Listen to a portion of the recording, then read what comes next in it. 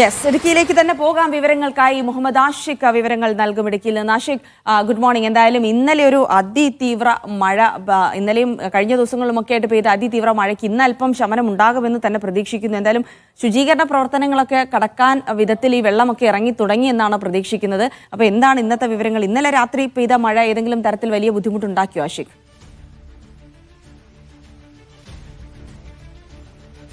നഫുൽ, Jilsy, good morning.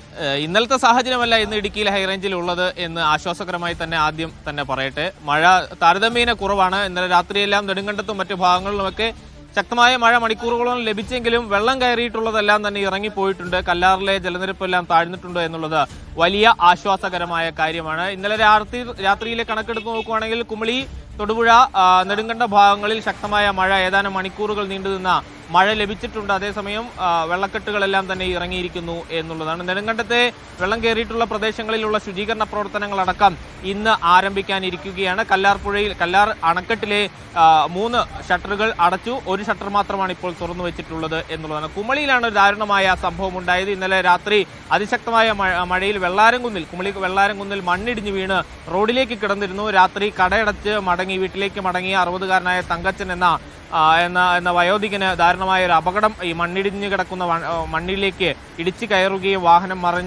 അവിടെ വെച്ച് മരണം സംഭവിക്കുകയും ചെയ്യുന്ന ഒരു സാഹചര്യം ഉണ്ടായി. ആ മണ്ണിലേക്ക് തല പുഴുന്നു പോവുകയും അവിടെ നിന്ന് രക്ഷപ്പെട്ടു പോകാൻ കഴിയാതെയായിരുന്നു ആ മരണം സംഭവിച്ച്. രക്ഷാപ്രവർത്തനം അടക്കം നടക്കുന്നതിന് താമസമുണ്ടായത് മരണത്തിലേക്ക് നയിച്ചു എന്നുള്ളതാണ് നമ്മൾ മനസ്സിലാക്കുന്നത്. രാത്രി 12 മണിയോടുകൂടിയാണ് ആ അപകടം നടക്കുന്നത്.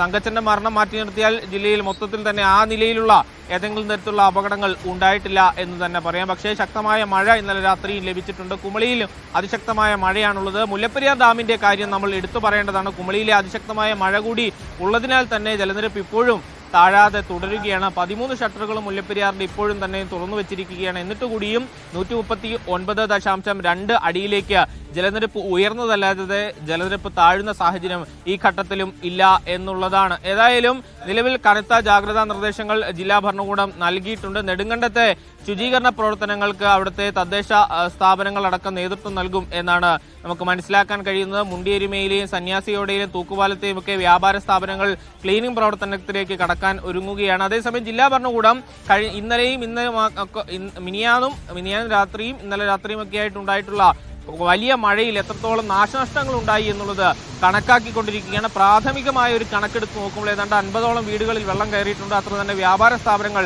നാശനഷ്ടം ഉണ്ടായിട്ടുണ്ട്. വലിയ തോതിൽ വാഹനങ്ങൾ ഒലിച്ചു പോയിട്ടുണ്ട്, വളർത്തുമൃഗങ്ങൾ ഒലിച്ചു പോയിട്ടുണ്ട്. അങ്ങനെ അതിന്റെയൊക്കെ കണക്ക് എടുത്തുകൊണ്ടിരിക്കുകയാണ്. ജിൽസി, നൗഫലി ചോദിച്ചതുപോലെ ആ ഒഴുകിപ്പോയ ട്രാവലർ ഇന്നലെ വൈകിട്ട് തന്നെ കണ്ടെത്തിയിരുന്നു. കൂട്ടാറിൽ വെച്ചായിരുന്നു ആ വാഹനം ഒഴുകിപ്പോയത്. കൂട്ടാറിന് തൊട്ട് സമീപത്തുള്ള കടവിൽ വെച്ച് തന്നെ പൂർണ്ണമായും നശിച്ച രീതിയിൽ ഇന്നലെ വൈകിട്ട് തന്നെ ആ ട്രാവലർ വീണ്ടെടുത്തിട്ടുണ്ട്. അങ്ങനെ ട്രാവലർ മാത്രമല്ല, നിരവധി ഓട്ടോറിക്ഷകളും ഇരുചക്ര വാഹനങ്ങളും ഒക്കെ ഒഴുകിപ്പോയിട്ടുണ്ടായിരുന്നു. അതുകൂടാതെ വെള്ളത്തിൽ കയറി നശിച്ചുപോയ വാഹനങ്ങളൊക്കെ ഉണ്ട്. അതിന്റെയൊക്കെ കണക്കെടുക്കാനുള്ള നടപടികൾ ഇന്ന് ആരംഭിക്കും എന്നാണ് ജില്ലാ ഭരണകൂടം ഈ ഘട്ടത്തിൽ അറിയിച്ചിട്ടുള്ളത്.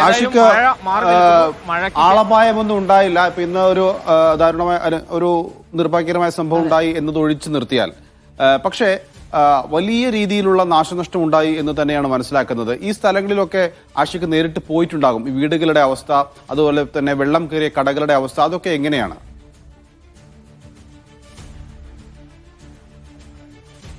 തീർച്ചയായും ഒരു നിരവധി വീടുകൾ, ഞാൻ പറഞ്ഞതുപോലെ ഏതാണ്ട് 50ഓളം വീടുകളിൽ വെള്ളം കയറിയിട്ടുണ്ട് എന്നാണ് പ്രാഥമികമായ ഒരു കണക്കുള്ളത്. അവിടെയൊക്കെ തന്നെ വലിയ തോതിൽ ചെളി അടിഞ്ഞുകൂടിയിട്ടുണ്ട്. അത് നീക്കം ചെയ്താൽ മാത്രമേ തിരിച്ച് താമസയോഗ്യമായി അത്തരം ഇടങ്ങൾ മാറ്റാൻ കഴിയുകയുള്ളൂ എന്നുള്ളതാണ്. അത് ഇന്നലെ വൈകിട്ട് തന്നെ നമ്മൾ അത്തരം ദൃശ്യങ്ങളൊക്കെ നമ്മൾ റിപ്പോർട്ട് ചെയ്തിരുന്നു. ഇന്നലെ വൈകിട്ട് തന്നെ ഏതാണ്ട് ശുചീകരണ പ്രവർത്തനങ്ങൾ ആരംഭിച്ചിട്ടുണ്ടായിരുന്നു. എന്നിട്ട് കൂടി ഇന്നലെ വൈകിട്ടും വെള്ളം പൂർണ്ണമായി ഇറങ്ങിപ്പോകാത്ത അല്ലെങ്കിൽ അപ്രോച്ചബിൾ ആയിട്ടില്ലാത്ത സാഹചര്യങ്ങളുള്ള വീടുകളിലായിരിക്കും ഇന്ന് ശുചീകരണ പ്രവർത്തനങ്ങൾ നടത്തുക. യുവജന സംഘടനകളടക്കം അതിന് നേതൃത്വം നൽകും എന്ന് നമ്മൾ മനസ്സിലാക്കുന്നത്. പൂർണ്ണമായും ശുചീകരണ പ്രവർത്തനങ്ങൾ നടത്തിയതിനു ശേഷമേ അത്തരത്തിലുള്ള ഇടങ്ങളിലേക്ക് തിരിച്ച് താമസിക്കാൻ കഴിയുകയുള്ളൂ. ജില്ലയിൽ ഒരിടത്തും തന്നെ ഏതെങ്കിലും ഔദ്യോഗികമായൊരു ദുരിതാശ്വാസ ക്യാമ്പുകൾ ആരംഭിച്ചിട്ടില്ല എന്നാണ് ജില്ലാ ഭരണകൂടം പറയുന്നത്. അതേസമയം നിരവധി ആളുകൾ തൊട്ടടുത്തുള്ള അയൽവാസികളുടെ വീട്ടിലേക്കും ബന്ധുവീടുകളിലേക്കും ഒക്കെ മാറി താമസിച്ചിട്ടുണ്ട്. അത്തരം ആളുകൾ തിരികെ വീട്ടിലേക്ക് വരുന്ന ദിവസം കൂടിയാണ് ഇന്ന്. അപ്പോൾ ഏത് നിലയിലായിരിക്കും അവർ അത്തരം കാര്യങ്ങളെ നേരിടേണ്ടി വരിക എന്നുള്ളത് നമുക്ക് വരും മണിക്കൂറുകളിലാണ്